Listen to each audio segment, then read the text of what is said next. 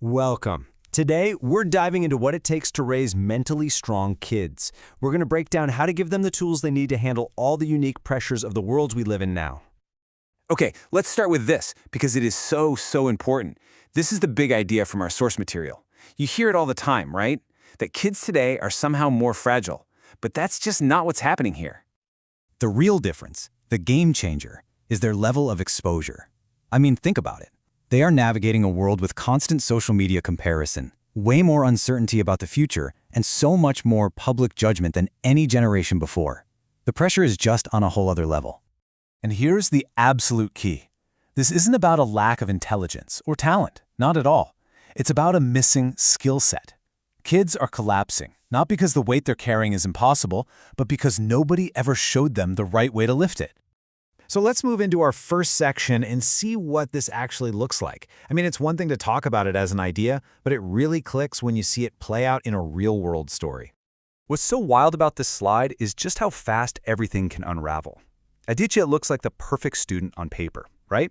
Confident, super accomplished. You'd think he could handle anything. But one unexpected rejection, just one, was enough to send him into a total emotional tailspin. It just goes to show you how fragile that shiny resume can be if the emotional skills aren't there to back it up.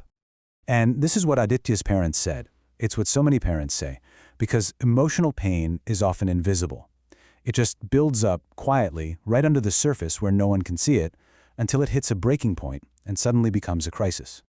So you have to wonder, where does this gap in emotional skills even come from?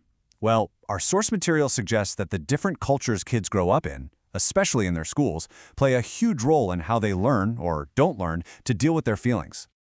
Okay, let's really get into this comparison, because it shows these two totally different playbooks for handling emotions.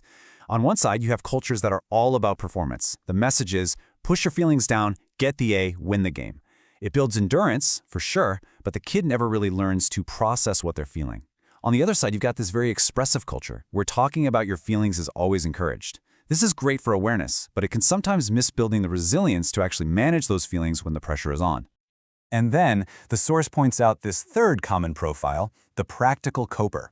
This is the kid who's kind of street smart, really resourceful. They're often resilient right from the start, but they might not have the words to really explain what they're feeling, which is a really crucial skill for processing things on a deeper level. So with all these different ways of handling emotion, it is no surprise that even the best-intentioned parents can develop some blind spots. These things usually come from a place of love, but they can accidentally get in the way of a child building their own strength. Let's look at two of the biggest ones. This slide really shows two sides of the same coin. On one hand, you've got this motivational pressure, things like just be strong, which basically tells a kid their feelings are an inconvenience. But on the other hand, if you rescue them too quickly from every little struggle, you're sending the message that hard feelings are dangerous and should be avoided. Either way, the kid never learns how to sit with a tough emotion and figure it out. And this is the big idea we have to get our heads around. Letting our kids experience manageable stress, a little frustration, a little disappointment. It's not being mean, it's training. Think of it like an emotional gym. You have to lift some weights to build muscle. Okay, so if those are the mistakes to avoid, what should we be doing instead? Let's move on and actually build a practical toolkit for what mental strength looks like. Now, the source material actually lists 10 skills, but these are a powerhouse starting point. Can a child actually name what they're feeling beyond just mad or sad? Can they bounce back after they fail at something? Can they feel good about themselves without needing someone else to tell them good job? And maybe most importantly, can they ask for help when they need it, without feeling ashamed? These are the real building blocks.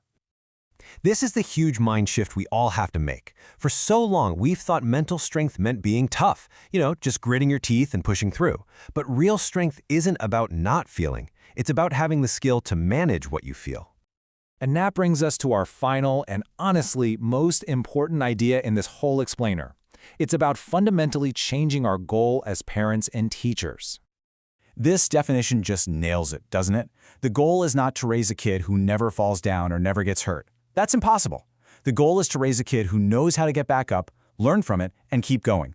That is emotional recovery. At the end of the day, we can't build a pressure-free world for our kids. And honestly, we probably shouldn't. The world has challenges. Our job isn't to be a shield. Our job is to be a coach equipping them with the skills to thrive in the world as it really is. So, we'll leave you with this last question to really think about. If we agree that mental strength is a skill, just like playing the piano or learning a sport, then it needs practice. Kids aren't just born with it. So the real question for all of us is, how are we going to intentionally schedule the practice?